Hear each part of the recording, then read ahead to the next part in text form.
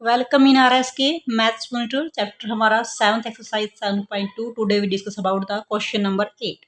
Kartik sold an article. Sold होता है बेचना, किसी आर्टिकल्स को उसने बेचा 495 रुपीज में एंड गेन होता है profit.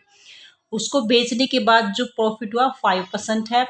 Find the cost price, that means वो जो आर्टिकल उसने बेचा वो कितने में खरीदा था। कॉस्ट प्राइस, कोई भी ऑब्जेक्ट जब हम अपनी जेब से पैसे लगाकर खर्च कर कर खरीदते हैं, that is called the cost. हम कीमत पे कर रहे हैं उसकी cost price, this is called the sell CP. तो ये हमारे लिए अननोन है। सेकंड इज सेल प्राइस, यानी सोल्ड किया 490 रुपीज में। प्रॉफिट दैट मीन्स गेन, क्या प्राप्त किया उसने 5% प्रॉफिट। दैट मीन्स अगर वो 100 रुपीज़ का ऑब्जेक्ट सेल किया तो उसने 100 रुपीज़ की कोई ऑब्जेक्ट लिए तो उसने 5% उस पर फ़ायदा कमाया। तो ये हमारा परसेंटेज के अंदर है। जब भी आपका लॉस और प्रॉफिट परसेंटेज के अंदर गिवन है तो आपका फॉर्मूला होता है ईजिली, जिससे हम अगर हम लेट करके करेंगे तो लास्ट में जो क्वेश्चन है वो उसी फार्मूले के रूप में आ जाएगा। तो हम पहले इस फार्मूले को यूज कर लेते हैं। फार्मूला क्या है? Sell price equal to cost price, क्योंकि लॉस्ट प्रॉफिट हमेशा कॉस्ट प्राइस ही तय करता है, क्योंकि जब खरीदेंगे तभी तो क्लियर होगा कि हमने लॉस हुआ है प्रॉफिट हुआ। तो कॉस्ट प्राइस मल्टीप्लाई में 1। अगर लॉस है तो माइनस रखेंगे यहाँ पे, अब प्रॉफिट है तो यहाँ पर हम प्लस रखेंगे, प्रॉफिट बाय में 100। कब? ये जब परसेंटेज के अंदर गिवन हो। तो ये फॉर्मूला हम अप्लाई करते हैं। इसमें अगर सेल प्राइस निकालना तो यहाँ वैल्यू रखकर हम सेल प्राइस निकाल लेंगे। अगर कॉस्ट प्राइस निकालना तो यहाँ सभी जगह वैल्यू पुट करके हम कॉस्ट प्राइस की वैल्यू फाइंड आउट कर सकते हैं। अब क्वेश्चन में ऑब्जर्व करेंगे, सेल प्राइस गिवन है 495 equal cost price not given 1 plus में प्रॉफिट इज 5% बाय में 100। 495 इक्वल टू सीपी। अब इसको सोल्व करेंगे, 100 1 जा 100 और प्लस 5 105 बाय में 100। जैसे ही क्लोज हो जाएगा, सिंगल टर्म बन जाएगा तो हमारी जो ब्रैकेट है वो अपने आप सोल्व हो जाएगी।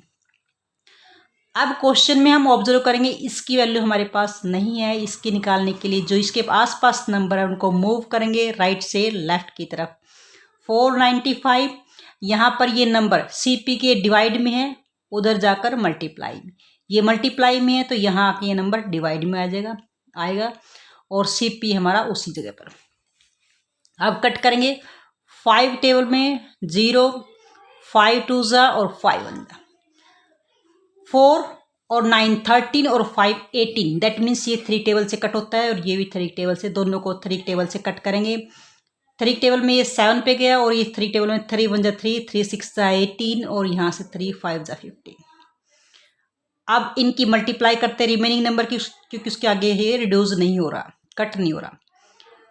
1 0, 2 5 जा 10, 1 कैरी, 2 6 जा 12 और 13, 1 कैरी 2 1 जा 1 और 3 और डिवाइड बाय 7। यानी न्यूमरेटर में हमारे पास 3300 और डिनोमिनेटर में 7 equal to CP.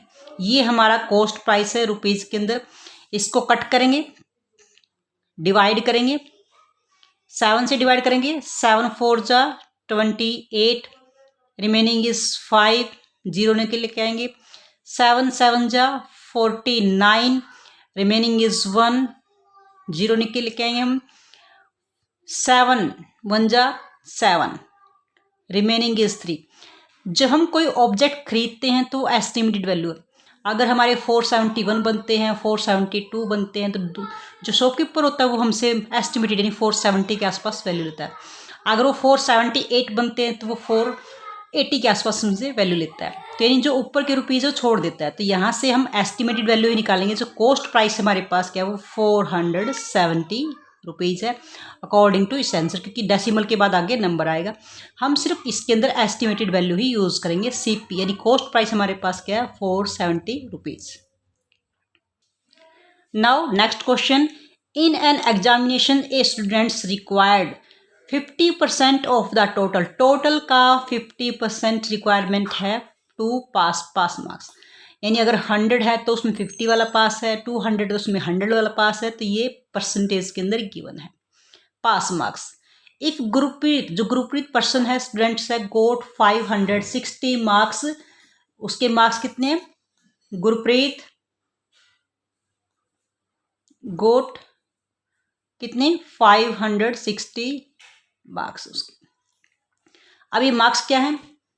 And get 10 marks more than the passing marks. Passing marks कितने होंगे?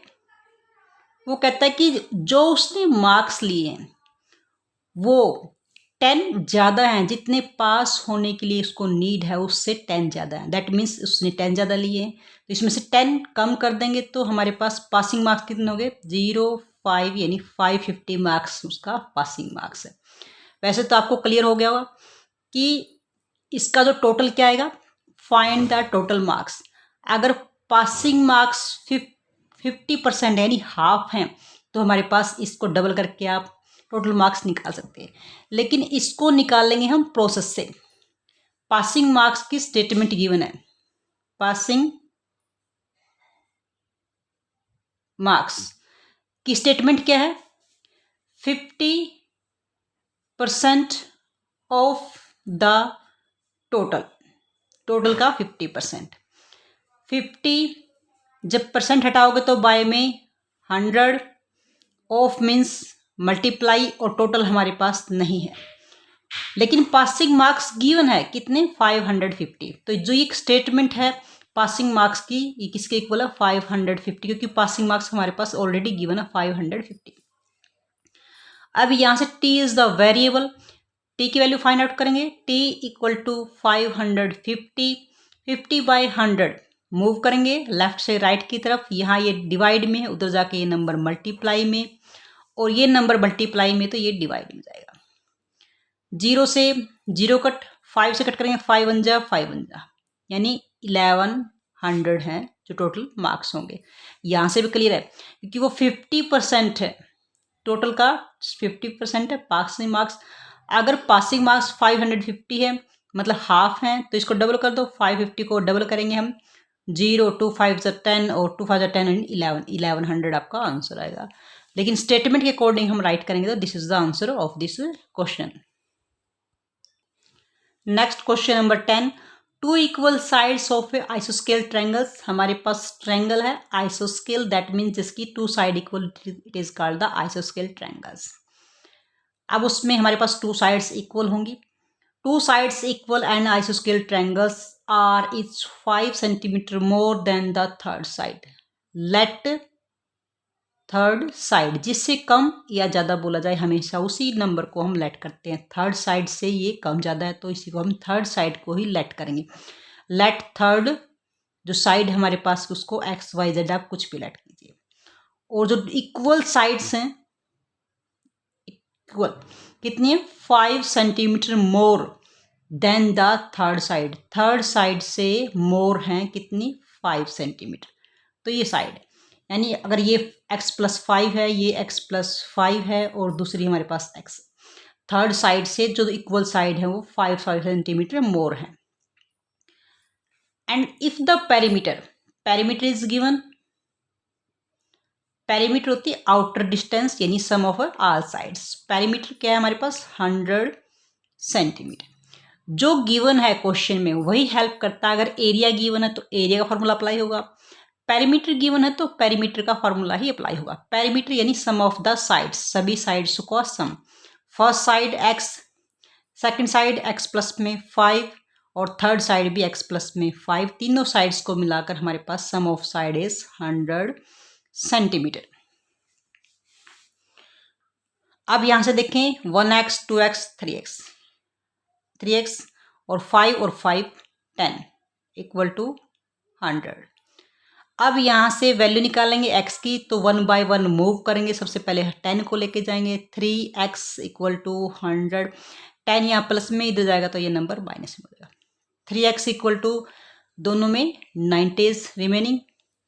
अब x की वैल्यू हमें फाइंड आउट करनी है। x को हम ये रखेंगे इक्वल टू 90 ऑलरेडी है, 3 यहाँ मल्टीप्लाई में, इधर जाएगा तो ये डिवाइड में, 3 से डिवाइड करेंगे, 3 3 जा और 0 0, यानी जो x की वैल्यू हमारे पास क्या है वो 30। दैट मीन्स ये साइड हमारे पास 30 और ये 30 प्लस में 5 35 और ये भी हमारे पास 35.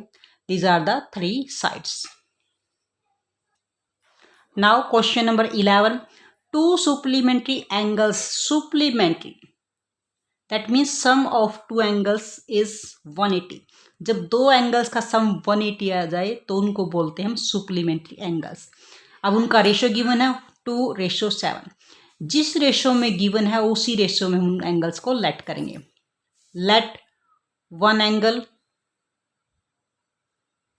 2x और जो सेकंड एंगल हमारे पास क्या है वो 7x.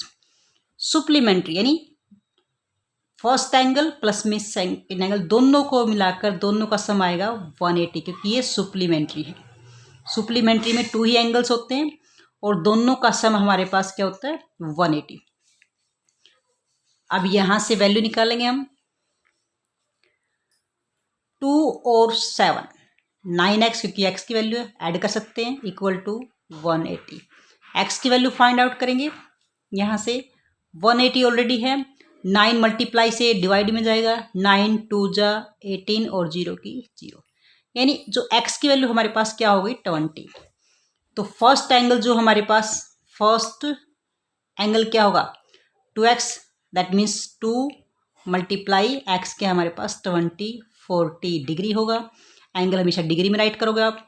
और जो सेकंड एंगल है वो हमारे पास क्या होगा 7x, दैट मीन्स 7 मल्टीप्लाई 20, 7 2 जा 14, यानी 140 degree. This is the angles of this question.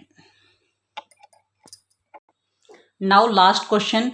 Length of rectangular field. Field क्या है रेक्टेंगल की शेप का. Rectangle that means opposite side equal हो, length breadth opposite side equal, यानी लेंथ और breadth equal होती है. Is 15 metre more than thrice its breadth. इसकी ब्रेथ के 3 गुने से 15 ज़्यादा है लेंथ. अब इट्स ब्रेथ, ब्रेथ से जिससे कम या ज़्यादा कहा जाए हमेशा उसी को लेट करके चलते हैं. तो हम लेट करेंगे, लेट ब्रेथ BCD नोट कर लेते हैं, ब्रेथ इज B. फिर हम लेंथ निकालेंगे अकॉर्डिंग टू स्टेटमेंट.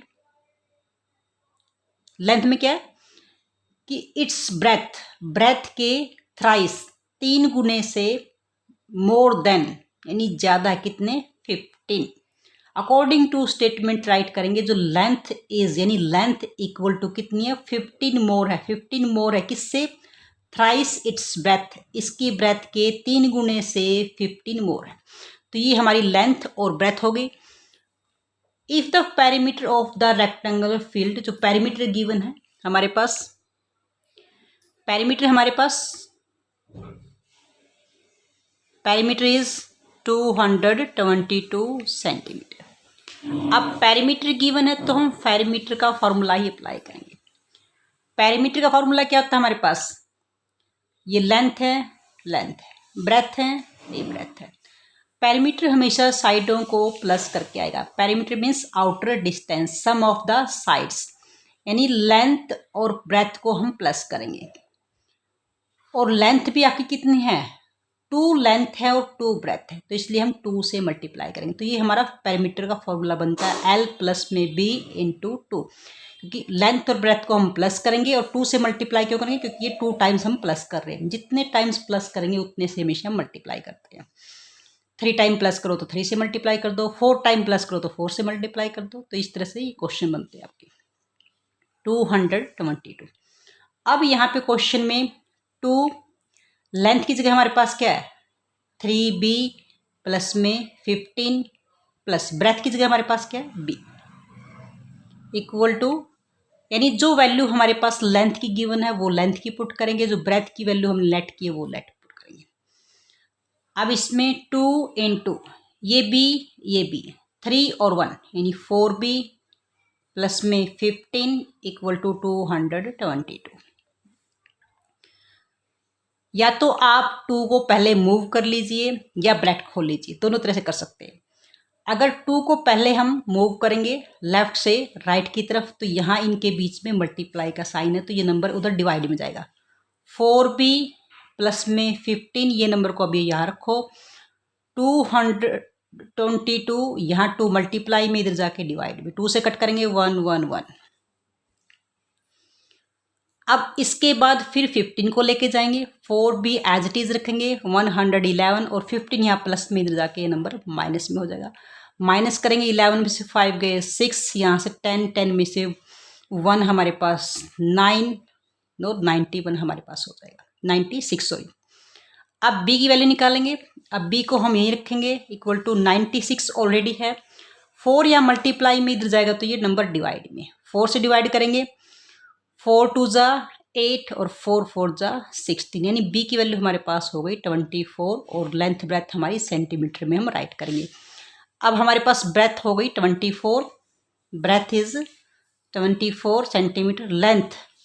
लेंथ हम वैल्यू पुट करेंगे, लेंथ क्या थी हमारे पास 3b, यानी 3b की जगह हम पुट करेंगे 24 b की वैल्यू और प्लस में 15।